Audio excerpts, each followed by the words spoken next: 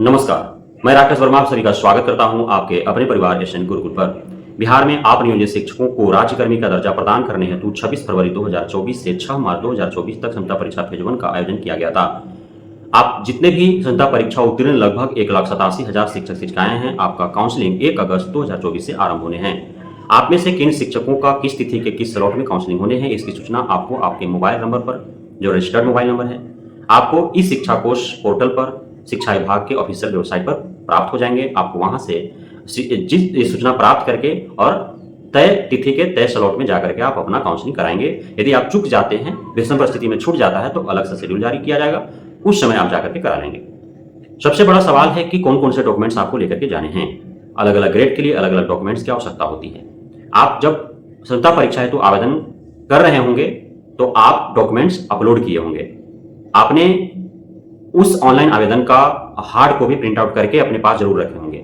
उसमें यह दर्शाया गया होगा कि कौन कौन से डॉक्यूमेंट्स आप अपलोड कर रखे हैं। वो सारे डॉक्यूमेंट्स आपको लेकर के जाना है। ऐसा नहीं कि आप 1 to 5 में हैं, मैट्रिक इंटर का सिर्फ लेकर के चले गए और आपने अपलोड कर रखा है ग्रेजुएशन का भी, पोस्ट ग्रेजुएशन का भी। बहुत ऐसा शिक्षक होंगे ना 1 to 5 में जो इंटर तक ही सीमित नहीं होंगे, बल्कि ग्रेजुएशन भी उन्होंने कर रखा होगा, पोस्ट ग्रेजुएशन भी उन्होंने कर रखा होगा और ऑनलाइन आवेदन करते समय उन्होंने अपलोड भी कर रखा होगा।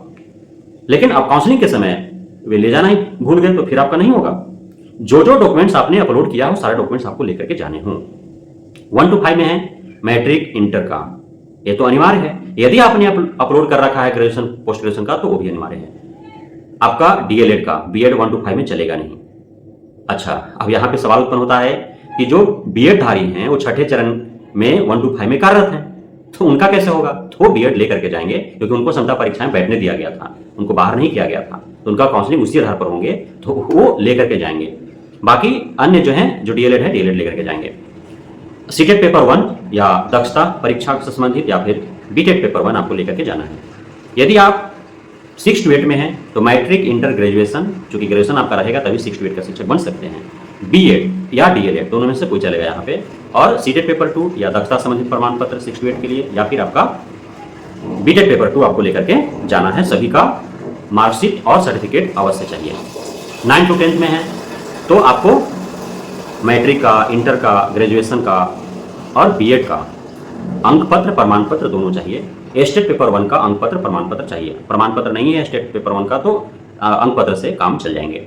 यदि आप 11-12 में हैं तो matric, inter, graduation, post graduation, BEd का अंक पत्र, प्रमाण पत्र, स्टेट पेपर 2 का अंक पत्र, प्रमाण पत्र नहीं है तो अंक पत्र से काम चल जाएंगे। और जिस भी शैक्षणिक प्रशैक्षणिक योग्यता संबंधी प्रमाण पत्रों में से आपका मूल नहीं है तो आप प्रोविजनल लेकर के जाएंगे तो भी आपका काउंसलिंग हो जाएंगे। लेकिन इतना ध्यान रखना है वो सारे डॉक्यूमेंट्स आपको लेकर के जाने हैं जिन डॉक्यूमेंट्स को आपने ऑनलाइन आवेदन करते समय अपलोड कर रखा है, उसमें से एक भी डॉक्यूमेंट्स आपका छूटना नहीं चाहिए।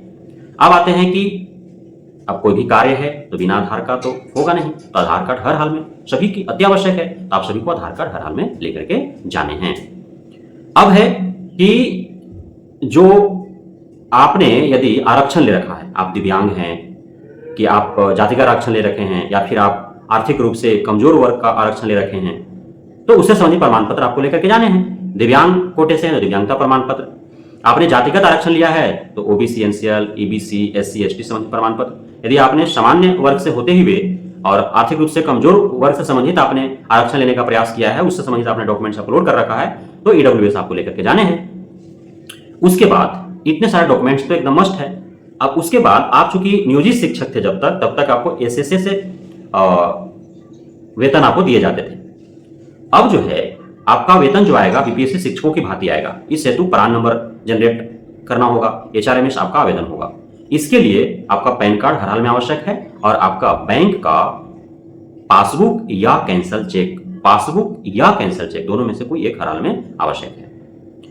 3 पासपोर्ट साइज फोटो वही वाला जो आपने ऑनलाइन आवेदन देते समय अपलोड किया था, जो आपका मूल एडमिट कार्ड पर है वही आपको चाहिए, दूसरा नहीं चाहिए, ये ध्यान में रखना है।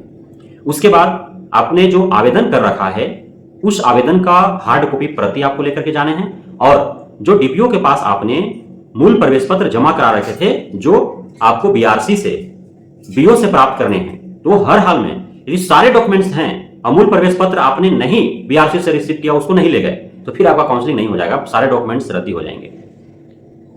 ये सारे डॉक्यूमेंट्स आपको हर हाल में लेकर के जाने हैं, इनमें से एक भी डॉक्यूमेंट्स आपका छूटना नहीं चाहिए। अब है कि इन डॉक्यूमेंट्स को किस क्रम में सजाना है, क्योंकि क्रम से लगाना है। जैसे तैसे आपको डॉक्यूमेंट्स लेकर के नहीं जाने हैं। आवेदन करने के दरमियान जिस क्रम में आपने अपलोड कर रखा है उसी क्रम में आपको डॉक्यूमेंट सजा करके ले जाने हैं, क्योंकि वहां जो आपका पोर्टल खुलेगा तो आपने डॉक्यूमेंट्स किस क्रम में अपलोड किया है उसी हिसाब से उसके पास चेकलिस्ट खुलेगा। चेकलिस्ट में सारे डॉक्यूमेंट्स के नाम रहेंगे, उसके सामने गलत सही के निशान लगाने के लिए रहेंगे। आदि आपका डॉक्यूमेंट सही है, वेरीफाइड है, तो फिर आपका सही का टिक लगेगा। यदि डॉक्यूमेंट्स में किसी प्रकार की त्रुटि है, संदेहास्पद है, तो फिर होल्ड कर दिया जाएगा। तो ये ध्यान में रखना है। सभी डॉक्यूमेंट्स का मूल लेकर के जाना है, ओरिजिनल एकदम, कोई फर्जी नहीं होना चाहिए, कोई डुप्लीकेट नहीं होना चाहिए, एकदम ओरिजिनल लेकर के जाना है। और सारे डॉक्यूमेंट्स का 2 फोटोकॉपी प्रतियां लेकर के जाने हैं। जितना भी आप फोटोकॉपी प्रतियां लेकर के जाएंगे जिन जिन डॉक्यूमेंट्स का, उन सारे डॉक्यूमेंट्स पर आपका सेल्फ अटेस्टेड संबंधित हस्ताक्षर होने चाहिए। सेल्फ अटेस्टेड लिख करके और नीचे आपका हस्ताक्षर और जिस तिथि को आपका काउंसलिंग होगा वो तिथि आप डाल देंगे। सब डॉक्यूमेंट्स पर एको पर छूटना नहीं चाहिए, हमें ध्यान में रखना है। अब आते हैं कि फाइल कैसा लेकर के जाना है। तो फाइल आप पेपर बैग लेकर के जाएंगे, जो रस्सी वाला रहता है ना वो वाला, प्लास्टिक वाला ना लेके जाइएगा, रस्सी वाला, क्योंकि वो रखने में उन लोगों को सहूलियत होता है। प्लास्टिक वाला सरिया देगा तो गिर जाएगा, ढिमला जाएगा, और जो रस्सी वाला कागज वाला रहता है वो कितना ऊंचा सरियाएगा फाइल तो कोई दिक्कत उसको नहीं है, इसलिए वो वाला चाहिए, रस्सी वाला ना, वो प्लास्टिक बैग नहीं चाहिए।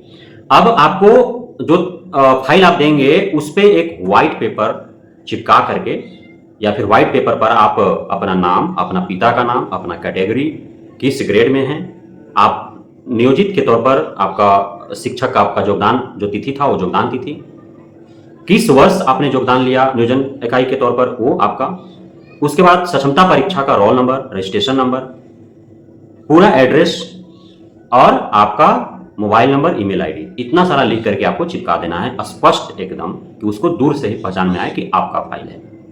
ये ध्यान में रखना है। तो इस प्रकार से आपको फाइल लेकर के जाने हैं। बहुत कम समय है, आप अभी से अपना फाइल तैयार करके रख लें, निश्चिंत हो जाएं कि किसी प्रकार के कोई टेंशन आपके मन मस्तिष्क में ना हो। जैसे ही आपके मोबाइल पर मैसेज मिले इस तिथि के शेड्यूल में, इस स्लॉट में है, वो आप उसी समय जा करके करा लेंगे। आपका छुट्टी तो 3 दिन का मिलेगा ना जी, सब इतनी छुट्टी मिलेगा, टेंशन थोड़ी है। आप जाइए 3 दिन काउंसलिंग करा करके जाइए, आइए, रहिए 3 दिन, मौज मस्ती कीजिए काउंसलिंग के बहाने, और उतना दिन का वेतन भी उठाइए। तो इस प्रकार आप सभी गुरुजनों को ध्यान में रखना है। बहुत बहुत धन्यवाद आप सभी गुरुजनों का हमारे साथ जुड़े रहने के लिए, बढ़ने के लिए, भरोसा बनाए रखने के लिए।